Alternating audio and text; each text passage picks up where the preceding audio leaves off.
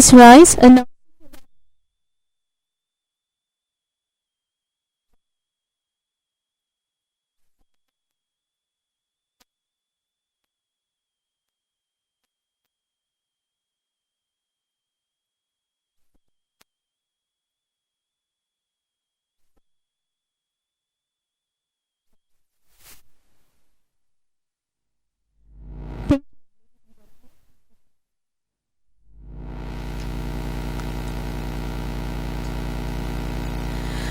ladies and gentlemen,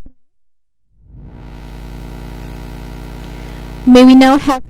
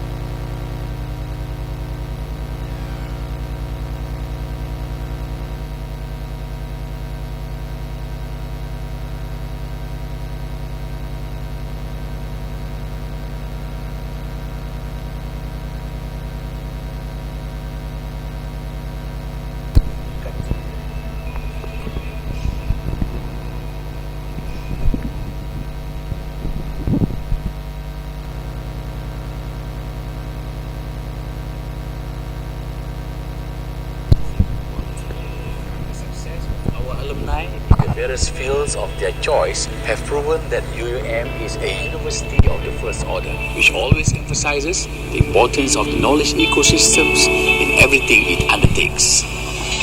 At UUM, we believe that a good environment helps create an ambience that is conducive to the academic pursuits of the students. Hence, various environment-friendly amenities have been furnished for the convenience of the students. Like flowing water, knowledge will continuously flow through and touch every aspect of our life. In order to cultivate excellence among students in a manner that is holistic and comprehensive, UUM also provides a complete array of modern facilities of world-class standing. Students are also provided with a wide variety of academic literature for reference purposes in a comfortable space to aid and complement their learning experience. All the sports and recreational facilities provided on campus have the capacity to not only foster a healthy lifestyle, but also nurture a strong sense of love for the local ecosystem.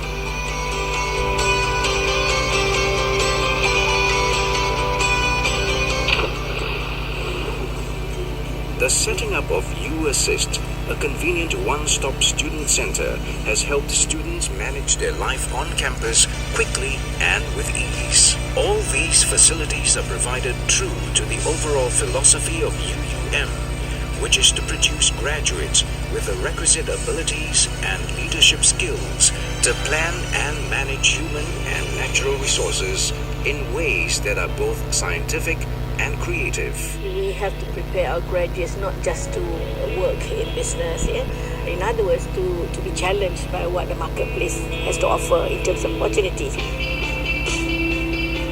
To ensure that UUM remains at the forefront of knowledge, a lot of emphasis has also been placed on its research agenda. With an elaborate research infrastructure in place to boost the quality, quantity, and success of its research undertakings, UUM is deeply committed to holding its own against other research institutions. In addition, at UUM, all the professors, academics, and scholars with their vast experience and expertise have been lauded with various awards and recognitions for their work in their respective fields. They are currently working together in earnest so as to continue UUM's proud legacy of excellence. A number of research institutes such as the Northern Corridor Research Center, NCRC, Cooperatives and Entrepreneurship Development Institute, SEDI, Institute of Tun Dr. Mahathir Mohamad's Thoughts, IPDM, and others have been established at UUM to fulfill the needs of academics and researchers and also the demands of marketing. Basically, what I feel is a good environment is for the student to excel in their studies and also to enjoy the blending of the environment and the high demands of academic excellence. Lecturers plays a very important role in developing a person. Teachers, we know teachers, really build character of a student. And that is actually what is actually mold a person into what they are as they go into the real world, into the working environment. UUM's credibility as a respectable academic institution of substance has attracted the interest of not only local students, but also international students who show a keen interest in becoming a part of the UUM collegiate family. The merits of UUM do not lie only in its ability to provide a dynamic space for academic engagement. Its capacity also encompasses the ability to set the tone for a unique and unforgettable lifestyle for the duration of the student's sojourn here. UUM's location in the northwest of Peninsular Malaysia affords its students the singular opportunity of enjoying a myriad of off-campus activities that are available only in this region. Since its establishment more than 30 years ago, UUM has racked up an impressive record of a variety of achievements attained at both the national and international arenas. The triumphs that UUM has achieved are proof that it never wavers in its commitment to always give its best. Energized by an exuberant expectation of a favored future and equipped with meticulously devised strategic plans, UUM will confidently continue being proactive and competitive in its bid to become the main mover in higher learning on both the Malaysian and global fronts.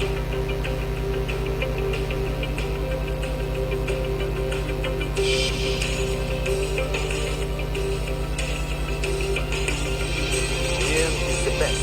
UUM awesome. UUM is great.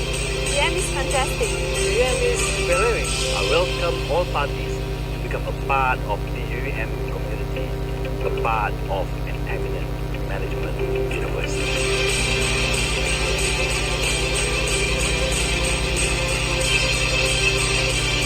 University Utara Malaysia, the eminent management university.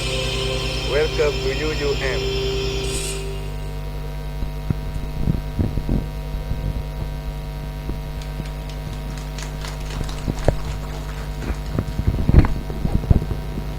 Bismillahirrahmanirrahim. Assalamualaikum warahmatullahi wabarakatuh. And a very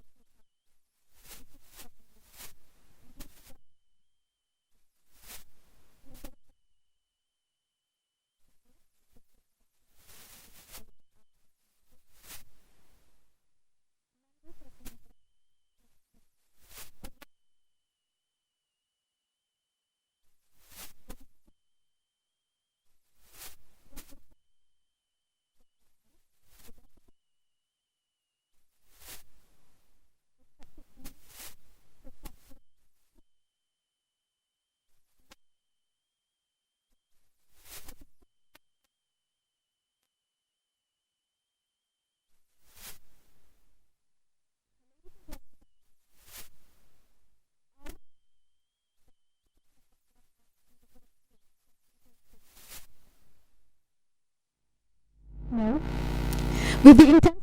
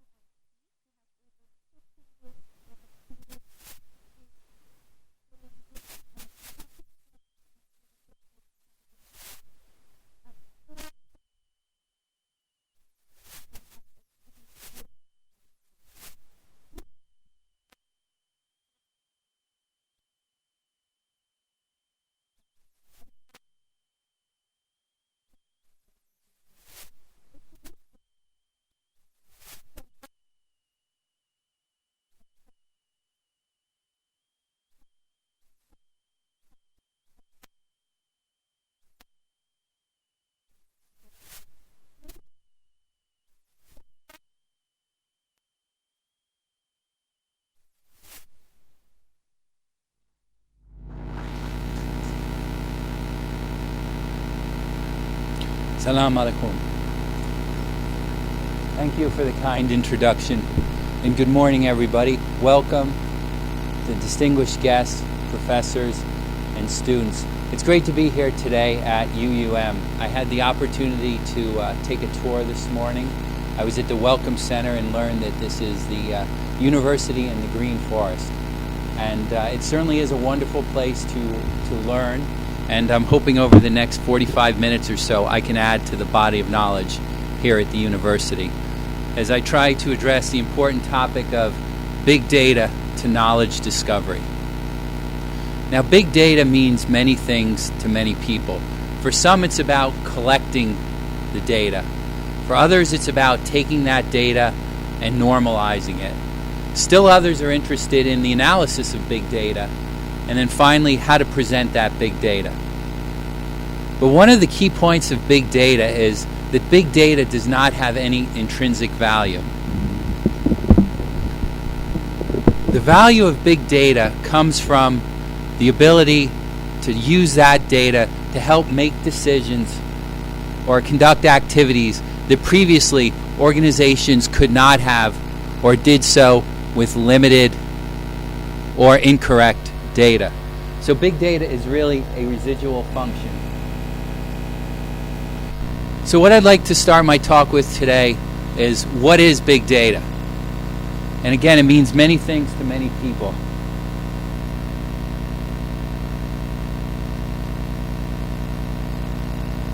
Who's interested in big data? Well, the simple answer is everybody's interested in big data. But I'd like to talk about some of the large countries and multinational organizations and what they're doing in the space of big data. Then I'd like to talk about several case studies, big data in action. And then I'd like to turn to what I consider to be, from my experience, the key challenges with big data, and in turn, what we as research institutions, what we as organizations, what we as companies, what we as governments can do to help take that big data and make it valuable and turn it into something extremely important and useful. So one way to start is with the definition of big data. So as we see from the definition up here, we learn that big data is big. It is big data sets, and it helps us relate to human behavior and human interactions. Well, that's not particularly useful in thinking about big data. So in the second definition, we learn that big data deals with structured, unstructured, and semi-structured data. Now that's helpful because, as we know, 80% of the data of the world is unstructured. So that gives us a good sense of the size of big data. And in this third definition, we learn that it's not just traditional sources, it's untraditional sources as well. Now, what defines traditional and untraditional changes. Obviously, the untraditional becomes traditional over time. But we're talking about social media, video, audio, pictures, as well as traditional text. And then the final definition of big data is more of a goal to achieve. It's a buzzword. Big data is all about data that can't be processed through traditional approaches, traditional frameworks. And so as we look at these definitions, it's largely unsatisfying.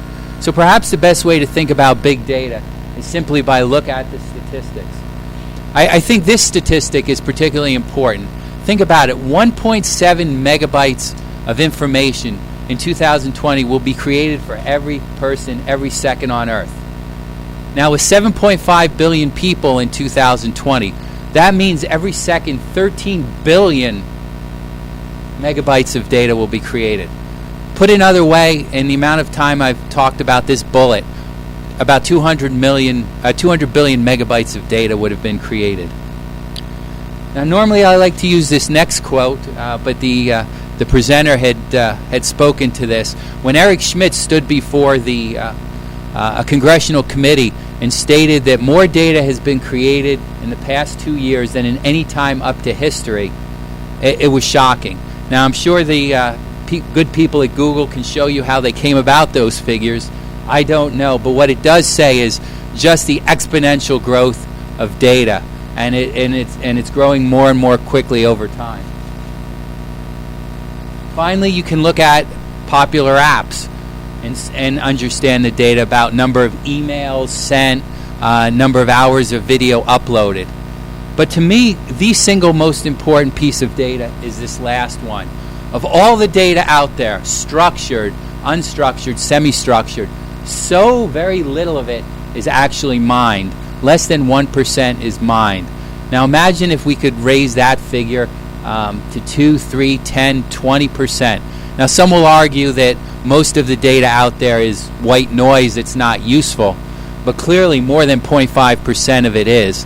And so our ability to take that data and use it, mine it, turn it into knowledge to help organizations make better decisions is what I'd like to talk about today. So we saw the statistics, we saw the definition. Neither of these, in my view, are satisfactory in thinking about big data. How I like to think about big data is across these 5 dimensions. Perhaps most of you have heard of the 5 V's. Volume. You know, it wasn't too long ago, I remember I was very pleased I had a 20 megabyte drive. Then there was you went from megabytes, gigabytes, petabytes, exabytes, zettabytes, yottabytes, zenottabytes, and now we have shilentobytes, which is 1 with 30 zeros after it.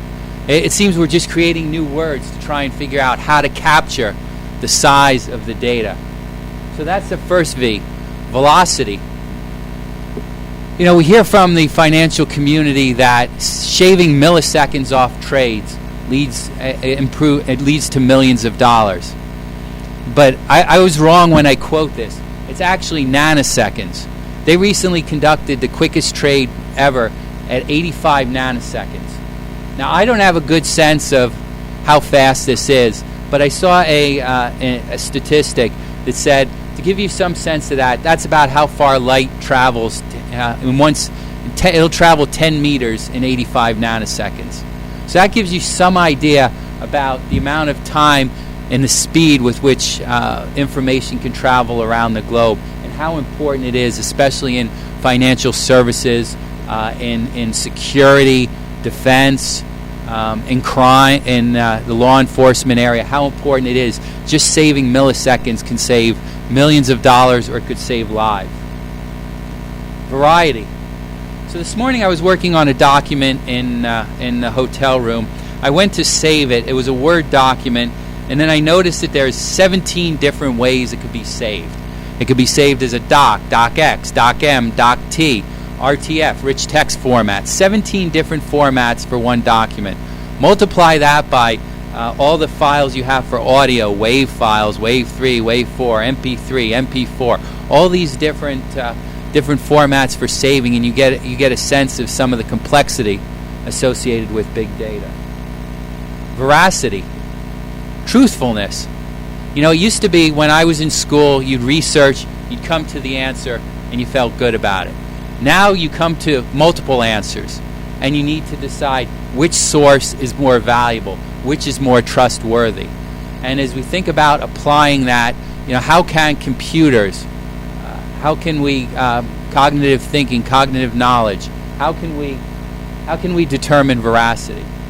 And then finally, value, which is the core of what I want to speak about today.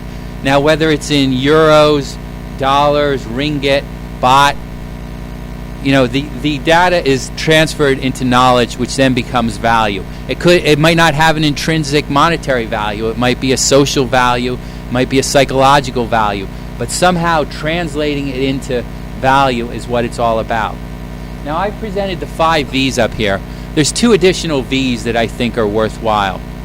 One is variation. What is variation different from variety? So when I had breakfast this morning, there was a choice of 10 different muffins. That's variety. Now, if I have the muffin this morning, it's crunchy, it's blueberry, and then I have it tomorrow, maybe it's softer, not as many blueberries. That's variation. And why is this important? This is extremely important as we think about social media. For example, if you asked me a question and I said, "Oh, that's good," you would get a very positive feeling. But if I answered it, "That's good," you would not get such a positive feeling. Yet, it's the exact same words with 2 different sentiments. There's a huge growing field of social sentiment analysis, and this is the biggest challenge for them in working in variation. When 2 things are said exactly the same, determining what the real value is, what is really being said. And the final V is visualization. So I had the opportunity a couple weeks ago, I was in Silicon Valley talking with some venture capital firms, and we were discussing big data. And in Silicon Valley, with the venture capital firms, big data is still big. About $6.7 billion were invested in startup companies or early stage companies. And the area in which they are most excited is visualization. Because when it comes down to it, it's all about explaining the data. In fact, you're all familiar with the term infographics. I'm sure that term did not exist 5 years ago, and it was in fact coined in relation to big data. Because infographic is it tells a story visually. And that's the best way to understand the data. It's very difficult in text to understand the data, but clearly when you look at pictures, charts, and graphs, it becomes a lot easier to understand the data. And so when I think about big data, it's these 7 characteristics that I relate to. So who's interested in big data? As I said, everyone's interested in big data, but let me just spend a few minutes talking about some of the large countries and organizations. In the lower left-hand corner, we have the cover page from 2014, the World Economic Forum. World Economic Forum, very smart people meet every year in Davos, Switzerland, to discuss important issues. And they each year put out something called the ICT readiness, which is the information communication technology readiness of every country. This is their report, and in the front part of the report is a topic which they feel is important, of worldly importance to discuss. And they have prime ministers, presidents, head of research institutions commenting on it. So in 2014, they looked at the rewards and risks associated with big data. The next one over, this is a UN report, UN Global Pulse, which is a initiative created by the UN General Secretariat, and they looked at big data in the development world, specifically looking at international crises and how big data could be used to help underrepresented, underserved populations. But what I find interesting is whether they term it risks and rewards or opportunities and challenges, they recognize the great value that big data can provide, but also the riskiness associated with it. And we'll talk a little bit about that in a minute. Let's turn to China. China did not have a big data initiative, but in March of this year, they announced at the 13th Party Congress that there would be a big data initiative, and it would be around social governance innovation. Unclear what exactly that was. Frankly, a bit worrisome as you think about those words. But nonetheless, it was further defined to refer to in 2017. China is going to have all their government agencies on a single data platform. Think about that. A single data platform for all the Chinese government by 2017 is their goal. And by 2018, what they'd like to do is begin to make some of this data publicly available to Chinese citizens, housing data and such. Now, I find this interesting because in 2015, in the United States, President Barack Obama appointed the first chief data officer of the United States. And his goal was to make data sets publicly available. Now, you can go to a website, data.gov, and you can find over 130,000 data sets available. And that number is growing all the time. So that's China. India has a big data initiative that's run out of their science and technology department. And largely it is a funding mechanism to help research institutions and other organizations explore issues of big data. And there's a list of topics which range from creating a big data center of excellence to specific grants on machine learning, specific grants on cognitive thinking. So there is a huge effort underway in India to help understand these big data and its implications, the risks and rewards. The United Kingdom has a big data initiative, and they recognize the trouble with it. The title is The Big Data Dilemma. And they're focused on three things. The first is understanding and getting the right people, the right skills, because they recognize that big data requires big data skills and people with that background. Second is getting them the right tools. They could have all the skills in the world, but if they don't have the tools at their disposal, it's not going to work. And then finally, the issue of sharing and collaboration, which presents a big problem in all organizations and most definitely in government organizations. Australia has a big data initiative as well. And what they look at, they focus on guidance to their government agencies on how to use big data. But they focus on one of the key challenges. That is the privacy issue, the cybersecurity, the cyber infrastructure issue. So they recognize that a great deal of this data is government, it's sensitive, it contains PII, personally identifiable information, and that needs to be protected at all costs. So they focus on the security aspects of it. So what is happening in the United States? Well, in May 2012, Barack Obama signed into law the Big Research and Development Initiative. And what he called this an all hands on deck. And what did he mean by this? Well, he basically said big data is a big issue. It's a big problem, and we can't solve it alone. It's going to take the government in concert with corporations, research institutions, and not-for-profits like Big Data Without Borders. All of these groups are going to need to work together if we're going to solve the big data problem. And so this initial initiative, when it was signed into law, set aside about $200 million for several different agencies to look at big data issues. And it ranged from the obvious, the military, developing autonomous systems and such, to the health agency for making the genome data publicly available for research purposes, to the National Science Foundation, which was given money was given a grant to help the U.S. develop the next generation of data scientists and data engineers. So it was a mix of very practical projects along with framework projects, foundational projects that will help grow and improve the United States' ability to harness the power of big data in the future.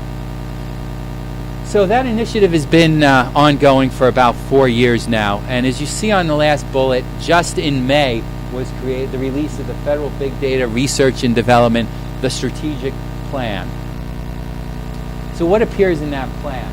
Well, the plan's built around 7 key principles, some of which are ones which we've discussed with some other countries. Collaboration is key, government collaborating on data. Trustworthiness of data is key. Building the right foundation for big data, that is, having the right tools as well as the right skill set, and the security around big data. So these were all of the elements. And it really serves as guidance for the public institutions and research institutions to understand how to use big data, and again, talking about some of the challenges and risks with big data. So where is big data found? I could spend the next several hours talking about examples in all these cases, but there's 4 in particular that I'd like to talk about. The first is in the health space, and it's around the Zika virus. Now, big data, as we know, has been used to fight health crises in the past. The Ebola virus, SARS virus, the avian flu virus. So how is it used in the case of Zika? And I recognize, originally, when I've looked at the data, I know it's been in the news because of the Olympics and such, but I just saw in the paper this morning there's 82 cases in Singapore. So I know that this is a regional issue as well. And so how has big data helped in this space? Well, the Zika virus is transmitted by the bite of a mosquito. Now, if you and I are bit, maybe a rash, maybe some other symptoms, but by and large, it's not a large problem. Whereas the problem is in women pregnant or looking to get pregnant, because it's been shown to create abnormalities or lead to abnormalities in children.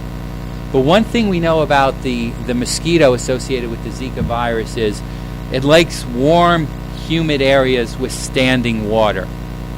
And so IBM has donated a data set that it has, that it's conducted on the climate, looking at weather patterns, humidity patterns, kind of issues associated with standing water, to help develop a heat map of where the Zika virus is and where it will likely grow over time. Now, taking that in and of itself is not useful. It is useful, but putting on top of that, observing human travel patterns, collecting data, understanding where people from those regions travel. Now, one of the biggest areas it's in is Brazil. Now, if a hotspot was noted deep in the Amazon, that perhaps would not be a problem because the people don't travel from there. But if it's noted in urban areas where people travel, tracking the travel data helps give an understanding of not only where the Zika virus is, but where it could be moved to. And then finally, using cell phones.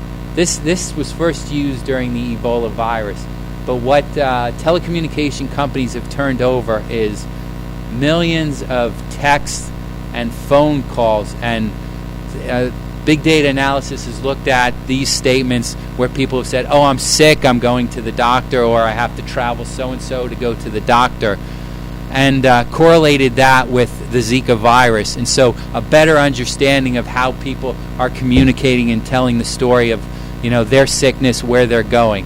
And so what's resulted from these 3 components together is a very good understanding of the Zika virus. Now, there's no known cure for the Zika virus, but it can be prevented through, we've seen the sprays, the mosquito sprays, wearing clothes, knowing when to be indoors or outdoors. Now, the CDC, health organization in the U.S. and others are working on cures. But in the meantime, the best that can be done, as we see through big data, is knowing where it is, where it's going, and trying to predict and allow people to take preventive measures to to control that virus. So, if you look at this ship on the side, this is a military ship. It's about 130 meters, about 40 meters long, 130 feet. Can travel 10,000 nautical miles at about 12 knots. Now, if anybody knows anything about battleships or such, that's not going to be an impressive statistic. You probably can't notice it on here, but there are in fact 3 people standing on the bow of the ship. They are entirely redundant. That ship can operate without humans on board, and it can cover that distance. It can stay out at waters for about 6 months or so. Now you might say, well, they're just bringing to the water what's in the sky with drones and such. It's not that big from a technological standpoint. But it is for 2 reasons. The first is, when you think about drones, there's somebody sitting there piloting the drone. That's not the case with this ship. As they explain it, it is periodic remote supervisory control, which means that probably every couple of hours someone looks, makes sure the instrumentation, everything's green and it's running fine. So there's nobody driving this ship, nobody operating the ship. The second is, there's a theory called with planes called big sky, small bullets. When you're in the sky, there's very little chance of problems running into other planes or such. But on the sea, it's different. There are very specific maritime rules called COLREGs, which govern how ships operate in proximity to other ships. So all that information would need to be fed into any type of system on board. In addition, this isn't just a transport ship. This is designed for very sophisticated submarine tracking and countermine activities. So you can imagine the ship going into a harbor ahead of other ships and making sure that there were no mines. And obviously in a harbor, there's shallow areas. You have to navigate other ships. So it's quite a feat. And so this Sea Hunter, which was commissioned several months ago, is going to be the first of many. And of course, there's the cost issue. A United States destroyer, to run a United States destroyer, is about $700,000 a day. This is about $15,000 a day. So huge cost saving. And in addition, the design, since it doesn't have people, it doesn't need to be certain heights for people to crawl around. So it can be packed with more instrumentation. It can be used for storage. So there's a whole host of applications for it. And obviously, from a war fighting perspective, it saves the lives of people on the ship, and it saves manpower and such. So there's a use of it in the military realm. This I find very interesting. The use of crowdsourcing. Do I have my phone? No, I don't have my phone on me. But if you look at your phone, it is said that your phone has more computing power than what was used to put a man on the moon in the United States in 1969. And that's just in your phone. Now, in your phone is a vast array of sensors, whether you recognize it or not. One of those sensors, your phone actually has a barometer in it. So what's the purpose of a barometer? Well, a barometer will tells altitude. And that's very helpful when on your phone geolocation. So there is a barometer in your phone. However, barometers are also very useful as weather indicators. You often hear about barometric pressure. And there are apps out there that sensor repurpose, that is, take its use for that purpose and use it for a different purpose to help with weather. And there's one particular app that basically turns everybody's phone into a walking weather station. And think about the use of that. So, for example, if I'm going to be in London in the afternoon, I could look at what the London weather is, see, and with some degree of accuracy. But with this, I could understand what the weather in Hyde Park will be from 3:45 to 3:50 in the afternoon, because I'm getting very accurate sensor readings of the barometric pressure. And barometric pressure is a very good indicator of current weather and future expected weather, principally precipitation, rain, or snow. Traffic. Our phones can be used to help navigate traffic. In fact, you're probably aware there's many tools out there now where you use crowdsourcing to understand where traffic is. But that's active on your part. There's also passive in the sense that your phone determines your position by triangulation. And so what it can do is, because it triangulates, it knows exactly where you are. And it might know you're exactly on a highway. And it can look at the time that you move from one cell tower to another to determine your speed. And let's say you're on the highway and you're moving at 10 kilometers an hour. It might not know what the problem is, but it knows that there's a traffic problem and can help reroute. The last is earthquakes. Your phone can help measure earthquakes. How so? There's something in your phone called an accelerometer. What that does is it gives you your position in 3 dimensions. Why it's useful in a phone is, as when you turn it, it changes from landscape to portrait. Well, that's the accelerometer reading and recognizing that turn. But it can also measure this, and it's very sensitive, and so it can tell earthquakes. And in fact, there's some apps out there where you're turning your phone into an earthquake sensor. And in fact, it's said that over 10,000 micro-earthquakes occur every day around the globe. Now, the belief is, although it hasn't been proven yet, is that current earthquakes are a good indicator of the future. The research hasn't progressed that far, but the belief is if we collect enough information, that information, those micro-sensors, the micro-earthquakes, we'll be able to predict what happened in Italy last week or what's happened in other parts around the globe. So that's the use of crowdsourcing, people basically helping turn big data into big knowledge. Public appeal. You're all familiar with the flight MH370 and the fact that it went down, couldn't find the black box, had no idea, huge area to cover. So how did crowdsourcing play a role? Digital Globe, which is a public company that takes satellite snapshots, made available pictures of all 24,000 square miles of ocean for where the plane could have gone down. And they turned it over to the public. And so imagine the entire public now looking at that data, examining it. Now, of course, you're going to get a lot of amateurs looking at it and false reads. But nonetheless, there were at least 270 documented cases where this was found to be valuable and led to some insights about what actually happened to the plane. The same held true with the Boston Marathon bombing several years ago in the United States. There were about 40 or 50,000 people watching the marathon. Right after the bombing, the police requested that anybody who had taken video, not necessarily of the incident, but during the event, anybody who had taken video or pictures, please turn it over to the government. 120 FBI agents sifted through 13,000 videos and 120,000 pictures. And it's been shown that has led to not only the capture of the person, but also in supporting the case against that person. So there's another example of the kind of the public appeal and a group of people helping solve the problem. The last example I wanted to give was in law enforcement. Now, law enforcement collects a great deal of data when a crime's committed or a burglary occurs. But in the past, it was more for the record. There was not much you could do with that data. But in Los Angeles, for example, people started analyzing the data, and they saw that crimes were a lot like earthquakes.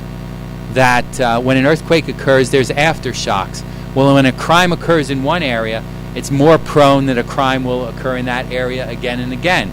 So the Los Angeles Police Department, after reports of a crime, began to beef up their law enforcement activities in an area, and that has cut down crime considerably. There's some crime prevention software out there.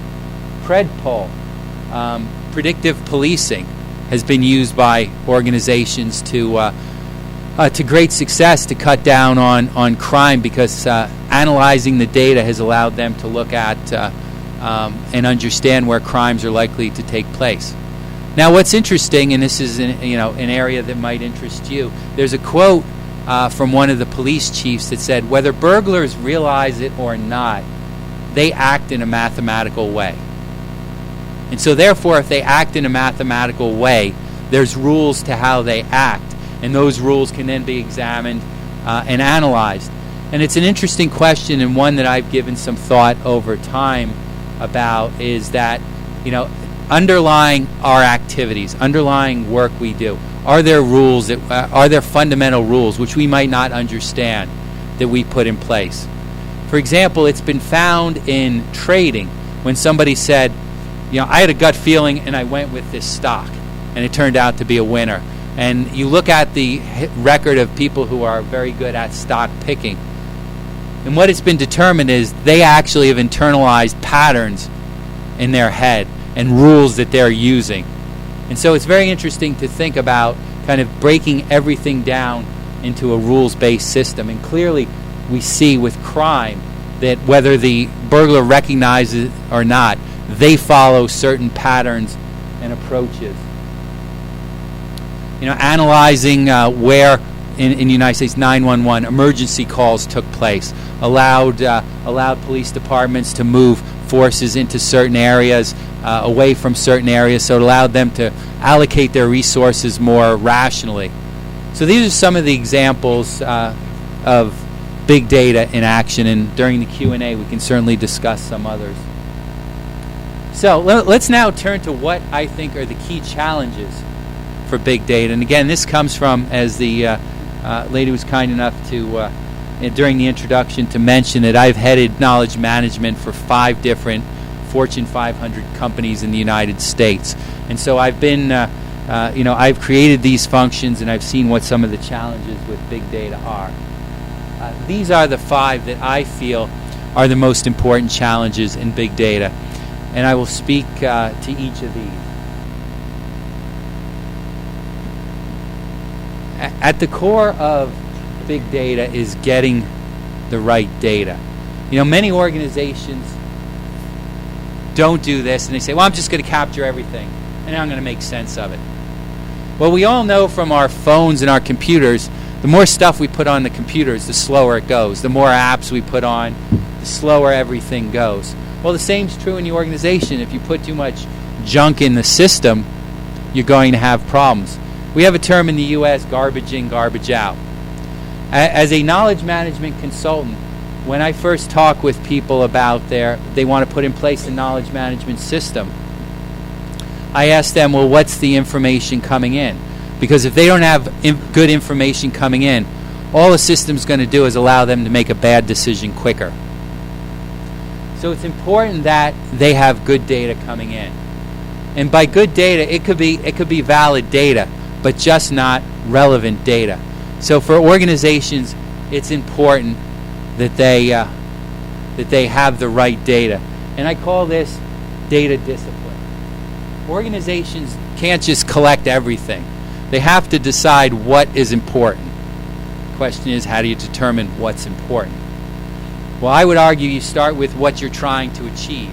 If your goal is to get X, work backwards to find what data sources, what data sets you need to collect to get that data. There was a study done of all the big data projects undertaken. 55% of them never reach completion. And so these are some of the reasons why. On this, you see, so of the 55%, almost 3/4 said, well, the platform was the most challenging. Now, I don't know how many of you work with Hadoop, but it's not an easy platform to work with. And the quote on the right is by someone who's pretty technologically savvy, the chief cloud architect at Yahoo. And he said, make no bones about it, it's not easy to use. Now, there's 2 things, and for those of you who don't know what Hadoop is, it's an open framework for storing data and analyzing big data sets. People like it because it's open source, so they can build on it. And it's been the most popular. Now, there's new ones coming online that are easier to use. Apache being one of them is supposedly quicker, faster, easier to use. It's a derivation from Hadoop, but the bottom line is I think that over time, Hadoop's been the main player for a decade now. It's now being challenged. And what happens with competition? Well, it gets cheaper, it gets easier, so the tools get more user-friendly. In addition, in organizations, big data scientists, there was maybe one or two. They didn't have a great community that they could work with, talk through ideas. But as organizations become more and more sophisticated, these user groups grow, and so the sharing of knowledge is going to make it easier. So I think that over time, this problem will lessen, although with new technology and such, there'll be a learning curve. But this will still be a problem for the next several years, just simply the ease of use. And as you saw here, this quote was, I believe, from 2015, that still 75% failed because people had problems or issues with the data platform. And so what the result of all this is they're not solving the problem, they're getting the technology right. And they're spending all their time making sure the technology's right and not ultimately solving the problem and putting it in place and doing what they're supposed to, or getting the results they're supposed to, that is the insights and the analysis from the big data.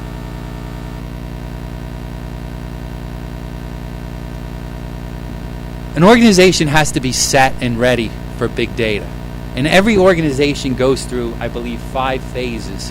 The first is, what is big data? People understanding, solving some of the myths, getting the facts right of the organization. It's being socialized, and general awareness grows of big data. The second is people say, now I understand big data. How does it work for me? How can I make it work in this organization? The next step is pilots are created. Okay, let's test this out. Let's see big data. So a pilot is created, results are provided, results are socialized, and people begin to understand it. In the next phase, it's actually multiple projects, so people recognize that big data isn't just related to subject X or Y, but it can be used across the entire organization. And then finally, the last step is it's institutionalized. That is, it becomes part of the DNA. It becomes part of the workflow of your organization. Now you might look at this and say, okay, Scott, a key question is, how long does it take to get through the 5 phases? Well, first, the phases can't be skipped. And second, it depends on the culture of the organization. A government agency going through these 5 would be much different than a Google or an Apple going through these 5 phases. But you can't skip any of those phases, and you need to go through them. So what every company has to do, every organization when it comes to big data, you have to have a communications and change management plan in place. Because big data is new, big data is scary. And when something's new and scary, people get worried. And you need to overcome that and have people understand the value of big data, the value it brings to the organization, and how it can help them in their work day. And so you need to be strong enough, you need to be mature enough as an organization to handle big data. So I talked earlier about the 17 different formats. Well, imagine data coming into your organization from different people, different countries, different languages, different styles, different formats, and different syntax. And what do I mean by different syntax? So let's say I work, as I do now, we have a client in the Middle East that focuses on atomic and renewable energy. Well, somebody writing in a peer-reviewed journal on the subject is going to write much differently than someone who has 140 characters to talk about a subject. Now, they could be each one could be as valid as the other, but they're going to write differently, they're going to style differently, they're going to use contractions and such differently. And so you need to be able to think about that, because the data, you don't want to be comparing 2 different types of data. You need to somehow normalize, smooth the data out so you can compare it on a level basis. By the same token, if someone uses a definition for a nuclear reactor, you want to make sure that using it in a peer-reviewed journal is the same as in a a public journal if you're using that as a source. So creating the metadata, the common definitions, these are all problems. Extraction, transformation, and load. How do you do that with unstructured data? A big challenge. And then finally, the level of governance. I used to head data governance groups for conventional data, and it's an order of magnitude simpler than governance of big data. If only because of the security architectures in place and the different types of data, all the elements we listed. And what happens if you don't get this piece right? Your results are bad, and it's all about the results. And so it's essential that you figure out, and there's a huge field, huge efforts underway to figure out how to normalize to make the data right. Now, one characteristic of big data is it can enter organizations at many places in many formats. Second, most organizations are siloed. Put those two facts together and big data equals big problems. So take, for example, this notional organization. Information could come into strategy. It could come into engineering. It could come into R&D. People could look at what they consider to be the big data and come to some conclusions. But if there's not the crosstalk, the sharing of that data, either the final results or sharing the data set, you run into problems. One, it would be you're looking at incomplete data, or two, it could be a duplication of effort because the organization in strategy engineering might be doing the same thing as R&D, and because there isn't that crosstalk, you have a considerable problem. So with big data comes the absolute necessity for improvement of communications across the organization, because again, if that's not the case, big data is going to equal bad data, which equals bad results. Okay, so what can we as organizations do to solve this problem? And this is what I'd like to conclude with. I think there's 5 things. The first is increase vigilance. What do I mean by that? Well, you need to constantly monitor the technological environment. Sources. What sources are you using? We talked about data discipline, making sure you're bringing in the right sources, the right information into the organization. Tools. Again, with an emphasis on creating the tools, new tools are created all the time. Computational capabilities are improving all the time. Originally, we were supposed to have exascale computing, which is 1 billion calculations per second by 2018. That's not expected till 2023 now, but nonetheless, computational capabilities are improving all the time. Modeling. Many of you probably do data modeling. You're always finding new schemes, new approaches to look at large data sets. So how do we handle this problem? Well, what you need is to be dedicated to constantly monitoring resources and responding to the changing environment. Now, by responding, that does not mean every bright new shiny toy you run to IT and say, we got to get this. This is going to help us with our problems. But you need to at least be aware of developments in the space. And the space is crowded. I mean, and I can make these slides available. This was done by a venture capital firm earlier this year, and it looks at the big data landscape, the infrastructure, the analytics, the applications, and all the players in the space. So yes, it's a huge problem to keep on top of things, but you need to make sure, you need to find a way, even if it's simplified by looking through a third party's assessment of the environment, but you need to constantly monitor the environment and then determine against your strategy if you need to change your strategy, incorporate new approaches into your work to ensure that that data is turned into the most highest valuable knowledge. Data democracy. Now, most organizations, the decision-making spectrum, it's a pyramid. The person at the top makes the decisions. So, and it's based off experience. They got to the top because they've been supposedly doing it a long time. They know the answers. They look at it, and they can bring their experience to bear. But what we see with the decision-making spectrum is that now changes Data should be the decision maker. So it's who has the data and the access to it. So what you see is contributions coming from across the organization. Decision making becomes much more distributed. Now, it would be interesting, the key question is, how do you introduce this into organizations, especially hierarchical organizations, government organizations that are very structured? But we see in Google, for example, and other leading thinking firms, decision making is spread throughout. Someone at the lowest levels can make decisions because it's the data that drives it. So it's data-driven decision making rather than experience-driven decision making. And so organizations need to adapt to this and become much more of data-driven decision makers. Now, this is important. I think this has profound implications here for the university. Big data requires big data skills. I mean, if you look at some of the job titles out there now, this year, they wouldn't have been out there 5 years ago. I never heard of a social sentiment analyst before.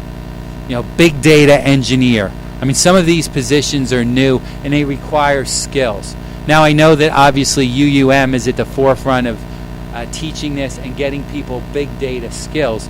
But what I find most interesting is when you think about big data skills, and I'll talk a bit about this on the next slide, is that it really is interdisciplinary. As you look at these skill sets, I don't know if you can read this, but a data scientist certainly needs technical skills, but they need communication skills, maybe social media skills. And so when you think about developing your next generation of data scientists, I think it's important to think about it as a cross-collaboration, a cross-discipline effort. You think about engineering, they take the engineering courses, they become engineers. But I think with data scientists and big data, again, we'll see on the next, it's about asking questions, and you need that inquisitive nature. You need to have background in a number of skills to bring to bear to think about big data. And why is that? Because big data, you need to think differently. What do I mean by think differently? In 2004, Google had its IPO, initial public offering, and Sergey Brin and Larry Page in the introductory note for the IPO said 20% of people at Google's time are dedicated to something other than work. That means radical. 1 out of 5, one work day a week, they're supposed to think about other things. And it's worked for Google. If you know the Google products, AdSense, Google Maps, and Gmail all came out of this 20% work. And I mean, AdSense is 20% of their revenue, so billions of dollars are generated from that. It wasn't mentioned, but I spent 8 years working for the U.S. military. During that time, I headed their long-range strategic planning. So I did all the scenario planning and wargaming for the U.S. Army. And when we ran scenario planning, there were two groups of people that we always invited. One are academics. Who else do you think we invited? We invited science fiction writers. Because science fiction writers think differently. They don't think outside the box. They erase the box and draw new boxes. And that's what you need for big data, to think differently. Because at its heart, big data allows you to look at unconventional data sets and use that to solve problems. Previously, you couldn't. So different questions need to be asked. When someone asks me, what is the greatest skill set a data scientist, data engineer, a person looking at big data has? I said the best background to me would be investigative journalist. Because they know how to ask questions. And it's all about asking the questions, eliciting the responses, and thinking about big data in this way. Because you need to ask the different and think about that. And that's why I say that the big data skill set, people who want to be in big data, it's going to be multidisciplinary. I mean, you get that perspective by dabbling in different different disciplines, whether it's journalism, whether it's communications, whether it's by communications I think primarily of social media. So thinking about taking those courses I think should be an important part of a curriculum for a big data scientist. Building that skill set requires those different skills. And finally, the bottom line is when it comes to big data, the machines can take it to a point, but that last kilometer, that last bit, needs to be done by human beings. And so you need to invest in your people. And whether it's an academic institution or it's a corporation, people are at the core. You need to recruit the right people, and we saw what that skill set is. And I can tell you there's a huge premium on people with that skill set. IBM just spent $100 million in China in developing engineers with big data skill sets because they recognize there's going to be a shortfall of those, and they need that resource pool. They need that talent. So you need to recruit the right people. You need to then retain the right people. You talk to human resource people, their biggest fear is, well, if I train them, they're going to go off to their next job and take all the knowledge with them. Richard Branson, the only person ever to create 7 separate billion-dollar companies, once famously said regarding this issue, I give them the skills to do their job, and I make it so exciting that they don't want to leave. And that's the bottom line. Giving people training, educational opportunities, the ability of 20% of their time to think about these issues, whatever it may be at organizations. And again, you'll see the creative ones in the Apples of the world, Googles, Tata, very, very exciting, advanced organizations thinking about and recognizing that it's all about human capital and how to invest in people. Maximize training and education. I remember when I first started working, you'd get trained on Microsoft Word, Excel, and then maybe 3 or 4 years later, a new version would come out and it'd be considerably different, and you'd have to learn how to use it. Those things now are turning over each year. They're coming out with newer and newer products. So the training's accelerated, the educational opportunities. And what you need to do is create an experimental environment. You need to get, I have probably in my career hired maybe 200, 300 people. And generally I look for people that show stability. They've worked somewhere for a long time.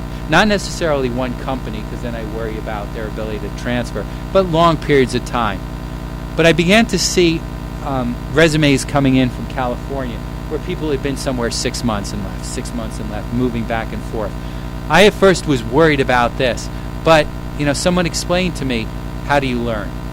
You learn through your failures. You try things different, you do it, it doesn't work, you move on. So there's a growing approach called fast fail, where organizations are agile. You try something, doesn't work, you learn, and you move on. And that's really what you're going to need. And I think as employees, this would excite us because we'll be trying different things. Now, of course, you don't want somebody failing all the time, but you want them to certainly push the boundaries, and if they do fail, what are the learnings from those, and move on. So investing in the people is absolutely essential.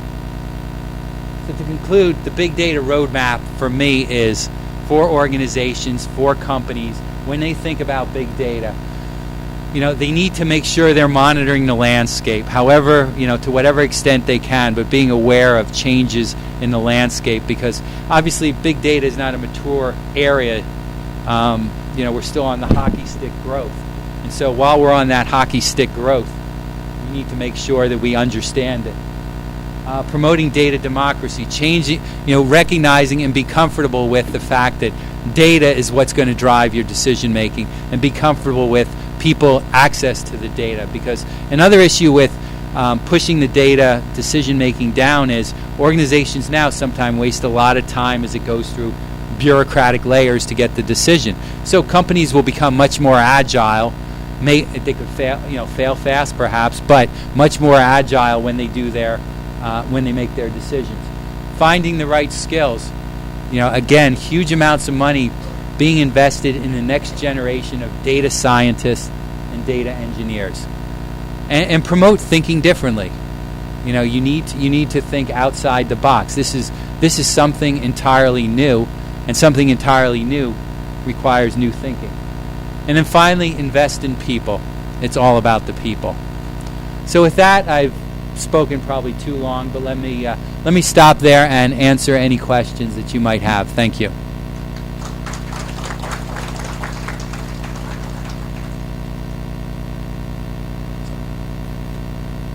Questions? Comments? Criticisms?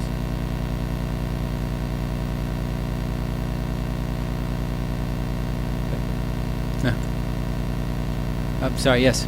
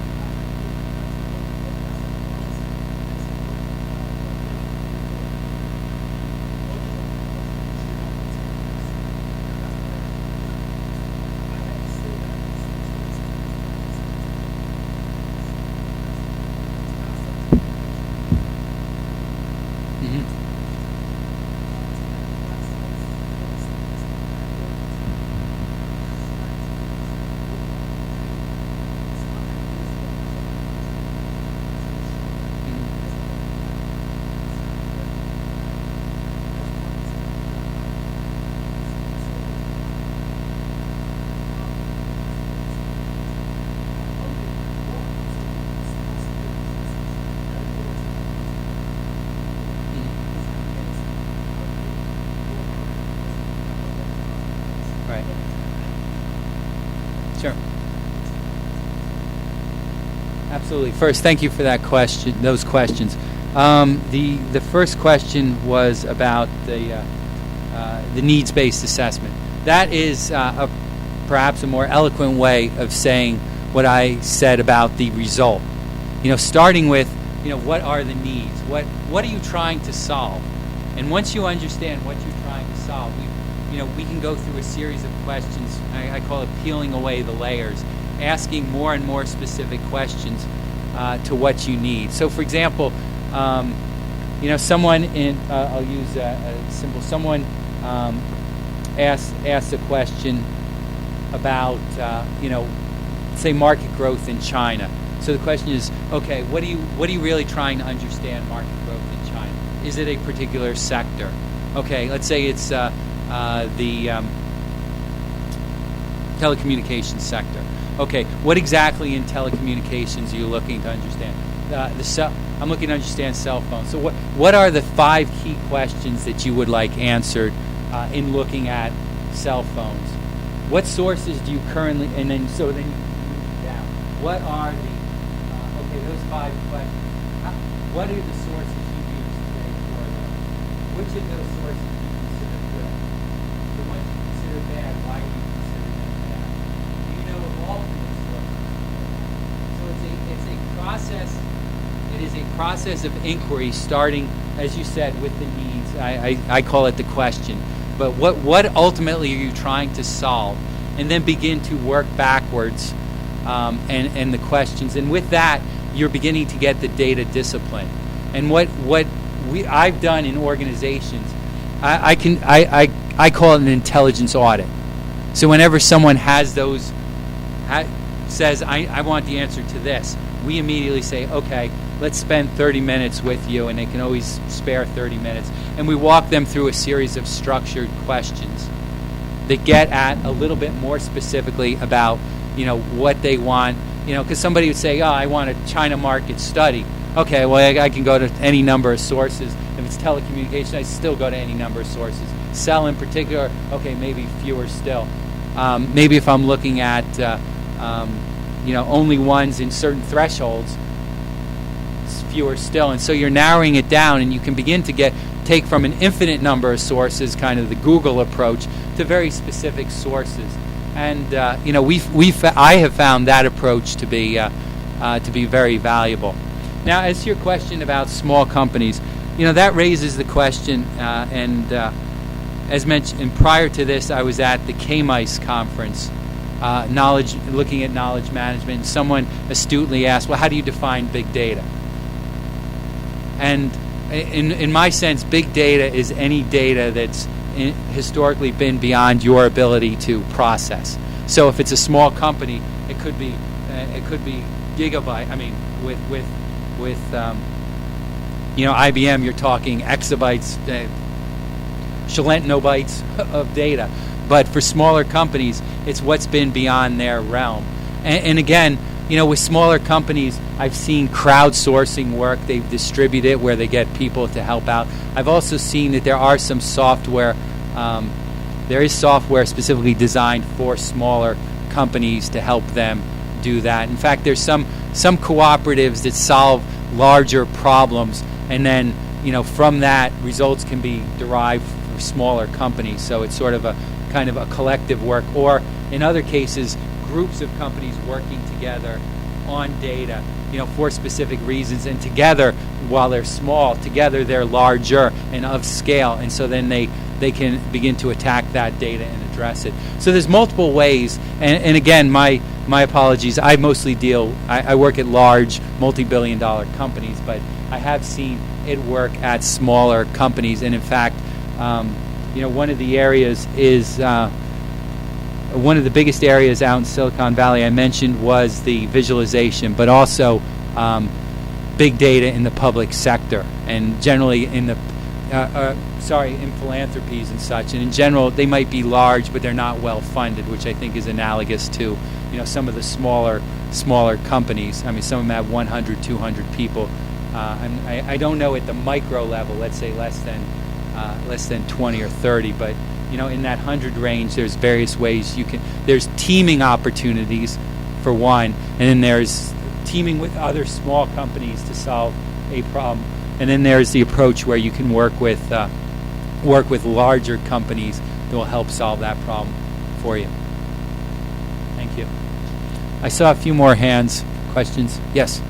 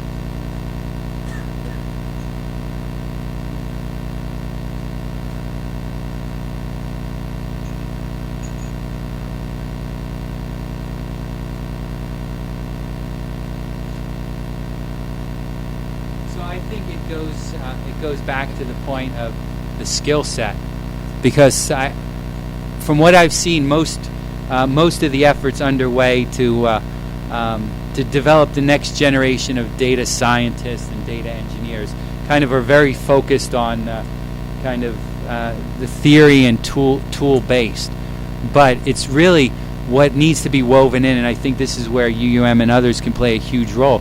As you develop the next generation of data scientists and data engineers, create more of a holistic view of big data, recognizing that big data is not a single discipline, but a multidisciplinary effort. And so I think where higher education can play a role is, in essence, by creating better data scientists. And how do you create better data scientists? It's multidimensional data scientists is, I guess, the best way to put it. So that's how I feel higher education can play a greater role, as this university and others can play a greater role in creating the in helping with big data, because then once, and it has a cumulative effect, once you have better people looking at better data, then you get better results, better innovation. So it has that cascading effect. But it fundamentally starts with that foundational effort of building the right data scientists. That's the question I think that needs to be asked. What is a data scientist, and what skills does a data scientist need? And then build from there, create curriculums around that, and then you will be building a better generation of data scientists, better able to address big data issues, producing better results in corporations and small businesses and large businesses. Yes, question?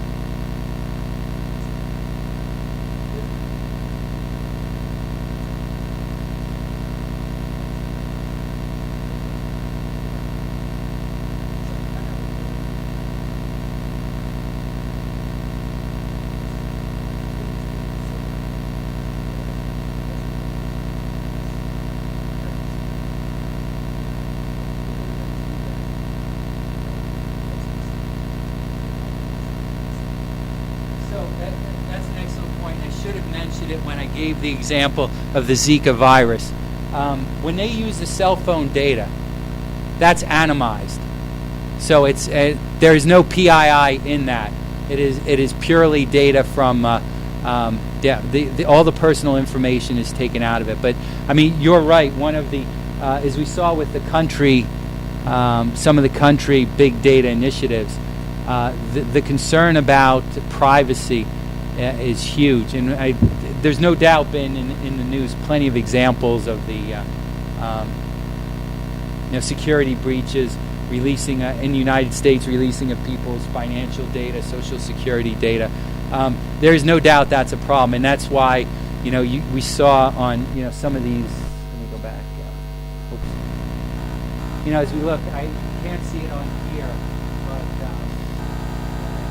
So there's a whole area in here about the security element of it. That's a huge business, whether it's the large corporations like McAfee or others, or smaller organizations. But that's why, with the challenges and risks, you consistently hear the security, the personal identifiable information, how to solve for that.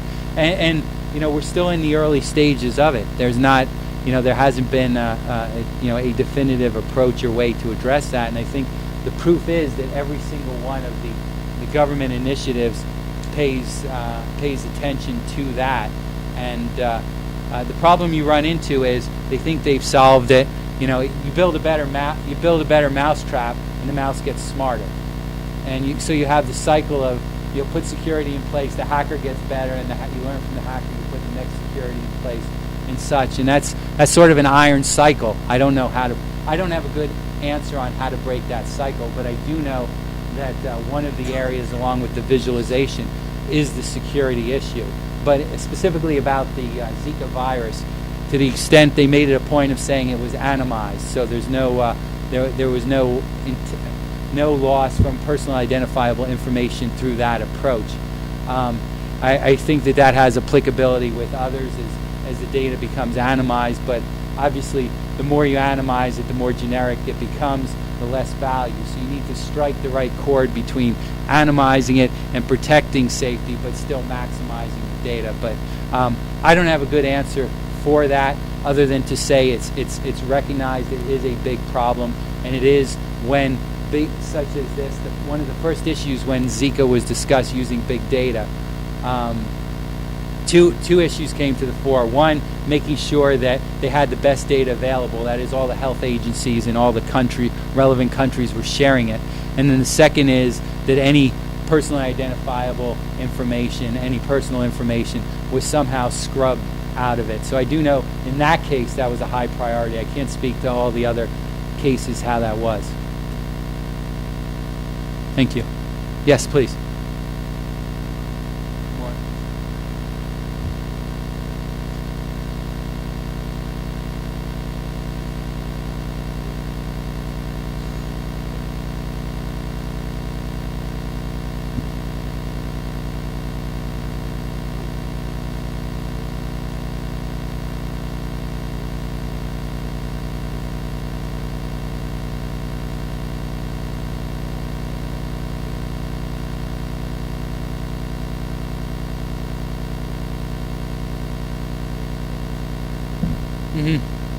Well, see, I would argue that it goes back to who you have doing the big data. I mean, who's your guardian of the big data?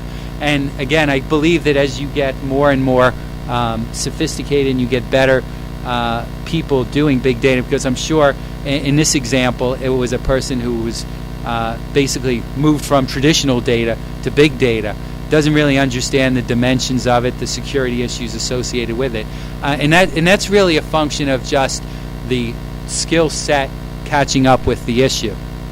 And so I think that as we get more and more big data analysts, people with the big data skill set along that multi-dimensional spectrum that I mentioned, those problems aren't going to go away, because as you look at bigger and bigger data, it becomes a much richer target for organized crime and others. So you're still going to have that problem, but some of the simple mistakes being made as not putting in simple security measures, I think will go away as you begin to transition from people with small data skill sets doing big data into big data skill sets doing big data. So I mean that's just a function of time as the industry matures and the skill set gets better. But you're always going to run into the problem of big data is a big reward. And so what I think we're seeing is larger and larger organizations being created, and the criminal organizations being created to attack that, because some of it is just simple brute force and you need size. But think about the rewards if you're looking at these huge data sets, what you could tap into. And so I think that I think that is truly the solution as you get as people, and perhaps when you think about data scientists, the curriculum include a security expert, network security being a piece of data science, as I said, communications and such. So just thinking through and working all the pieces that are important here into the puzzle, I think, is a way to solve the problem. Thank you. There's one other question. Yes.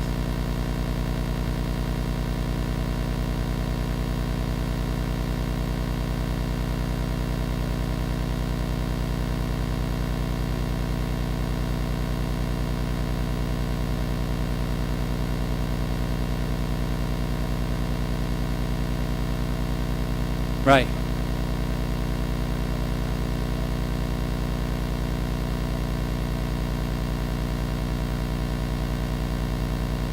Well, I think a better track record on ensuring security would be one way. I mean, the reason people don't share the data, providing you make a good case for sharing it, the reason they don't share it is they're worried that everybody, it's going to be publicly published. So one way I think is security.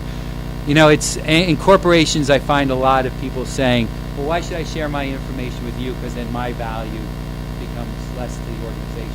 This is from an organizational standpoint, and truly, the value of a person to an organization is knowing what information to share with whom, not holding it in themselves. That doesn't make them valuable. That presents a stumbling block. I think for individuals sharing it, you have to figure out a way to make a valid case, and part of the valid case is ensuring that the security will be in place. And I think that people also look at it as, this data is going into some big hopper, some big storage, and then how's it being used? I think people, if you can explain and articulate better how the data will be used, either from public benefit or otherwise, that's part of the key. And we've seen examples of that when pleas have been made for public data, public health data from people, by making the case that this is used to save lives, this is how it saves lives, this is how we're protecting your data. So a large piece of it, in my view, is educating the public. Again, this big data is something that scares a lot of people, because what they see in the news is data breaches and such, and they don't understand the value of it. So as the field matures and people better explain and articulate, and the incidence levels are lowered because security is improved, I think that will solve a great deal of the problem. But the key is it's data transparency. if they understand what it's being used, along with the promise of it being protected, if they understand how it's being used and what it's being used for, that's a better case than just provide it to me. I'm using it and I know what I'm doing with it. So I think that education piece is huge. Yes.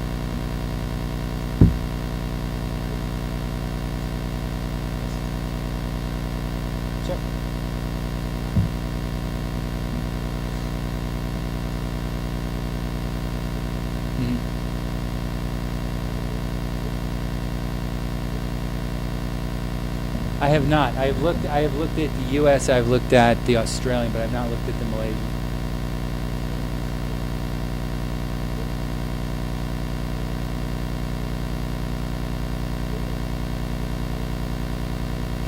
Mm-hmm. Mm-hmm.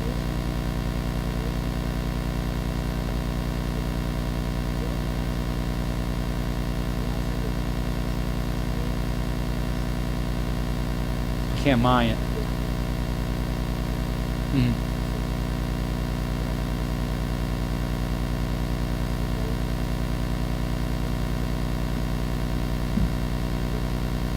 That's right.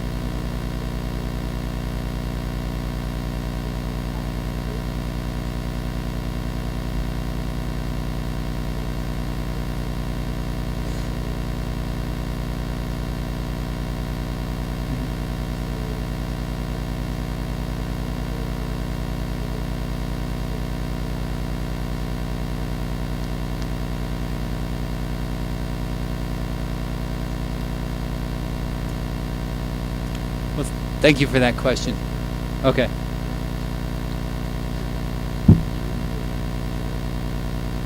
Yeah. Yeah.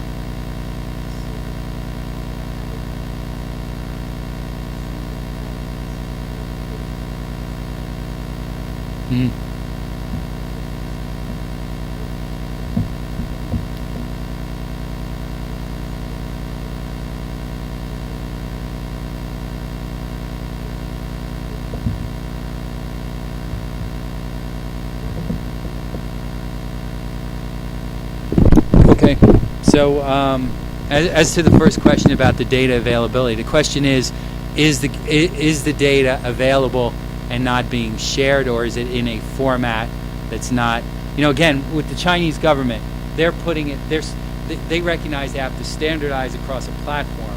Then once they standardize across the platform, then they can pick and choose and make it readily available.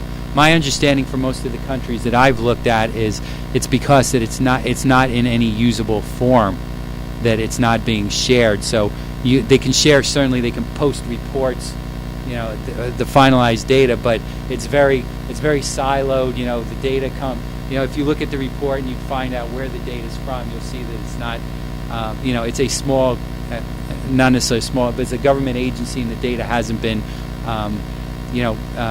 normalized or stored in any way that they could make it available. I mean, that's what we've seen from other countries, and my guess is that the reason it's not, it's only at the report stage, putting aside any politics related to it, is that it's not on a common platform, and they want to create a common platform that would then allow them to, as new data came in, to download it, because you want to create an easy system, and nobody wants to. Part of the problem is we've seen in I forget where it was, somewhere in South America. Nobody wanted to be the first one to put up the data there, because it made all the other agencies look bad with their data. And so the government said, if you have it, you should put it up there. Make the others feel bad. Force them, because this is how we learn, and this is how the public can use the data. So I think it's probably because platform issues, and just it's just not clean data. And we talked about interoperability. We talked about clean data. Problem is, it's probably not clean data, and they don't want to release. The worst, garbage in, garbage out. You don't want to, if you don't have the data clean, it's not in a usable format. You don't want to release it to the public. That has been my experience, and I can only hazard a guess and extend that to the Malaysian case. Second question, Hadoop. So Hadoop is an open source platform. It's very popular, open source framework. It's very popular because of its open source and things being developed off of it. You can see up here, Hadoop on-premise, Cloud Spark.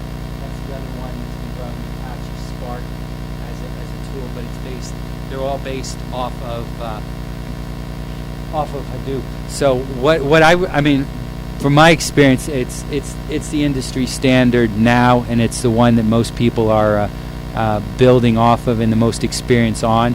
And I think that because it's the most stable and mature now, probably the best would be to get on that, get access to that, use that if you can.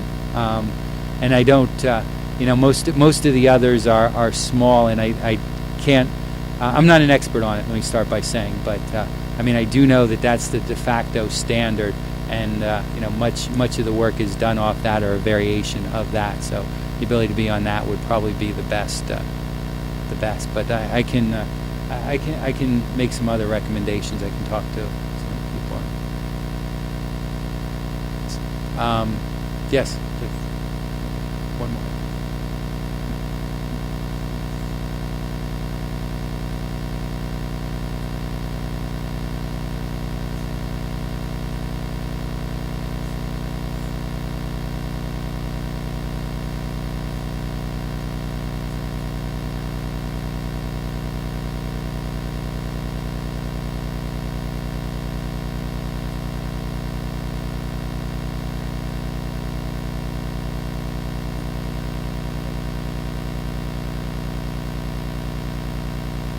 So, I mean, the advantage with Hadoop is, I mean, there are other solutions out there, but because they're smaller,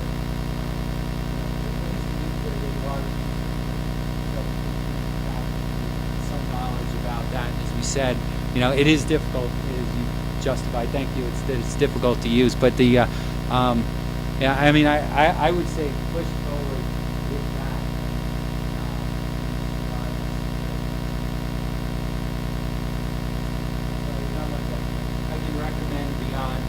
That because it is the standard de facto tool. Sorry, there was one other question. Yeah.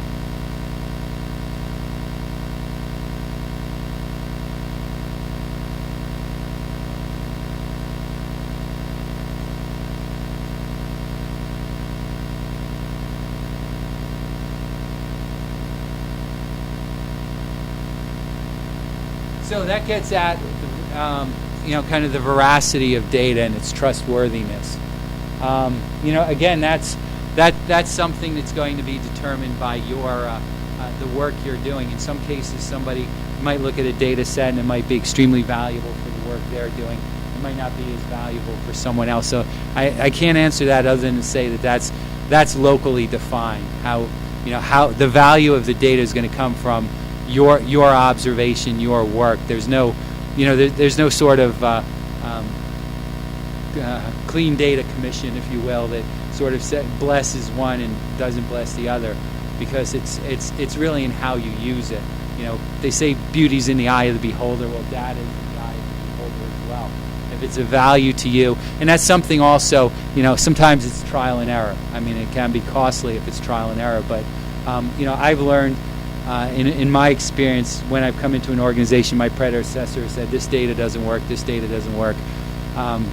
but I basically say thank you for your input, and I look at the data and make my own conclusions, because I have different needs and requirements than the other person looking at it. And if they say, I mean, short of it's your colleague working on the same thing, but someone else has said, you might want to use, you might want to look at this data set, and they say, well, this is invalid because it doesn't take into account factors X, Y, and Z.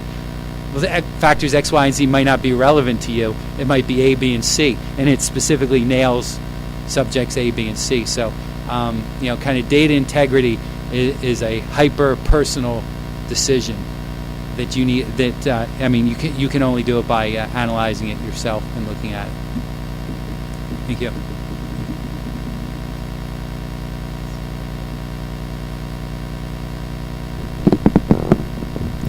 Thank you so much, Mr. Leap, for such cogent thought-provoking insights and also explanation to the questions. Thank you so much.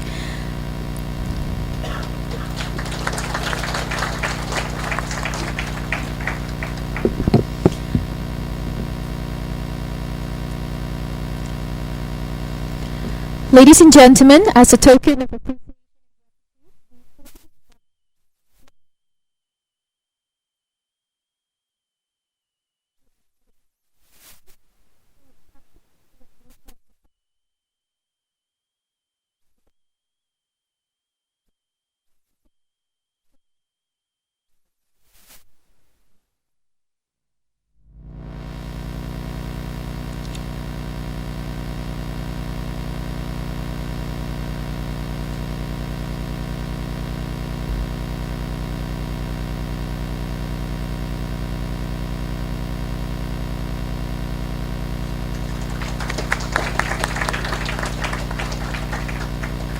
thank you very much.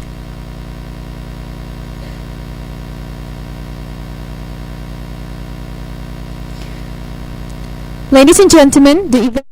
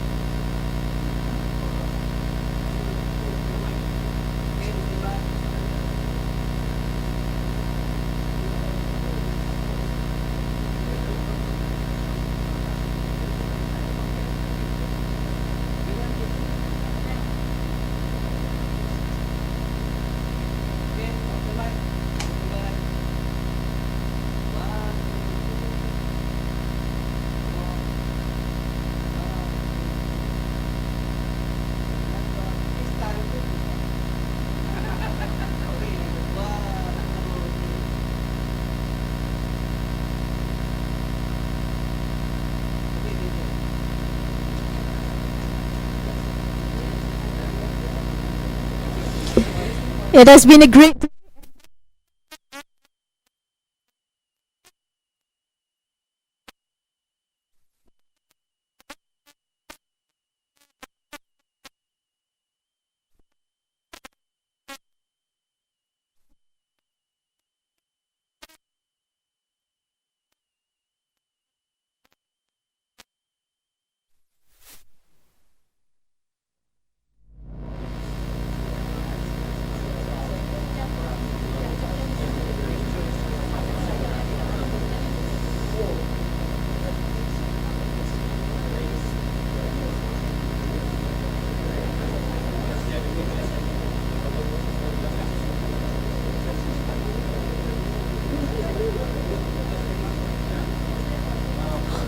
Hold.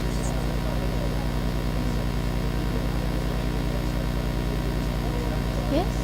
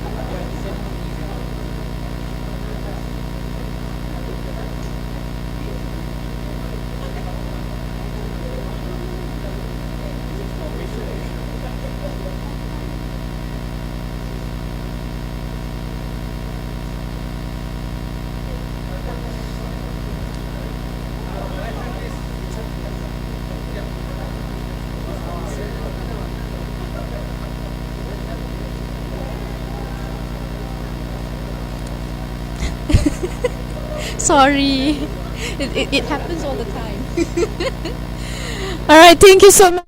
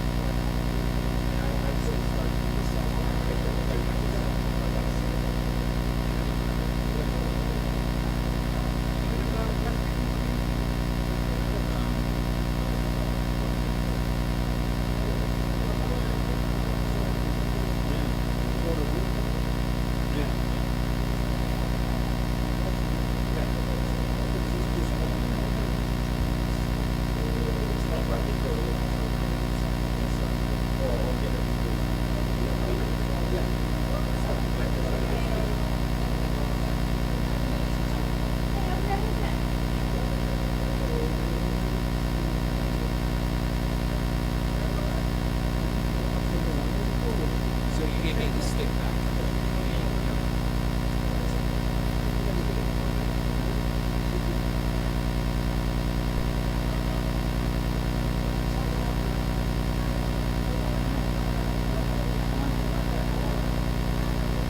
I was listening to your talk in another room using my mobile live streaming Where are because you? I'm fully occupied here, so I Ah. have to keep this seat.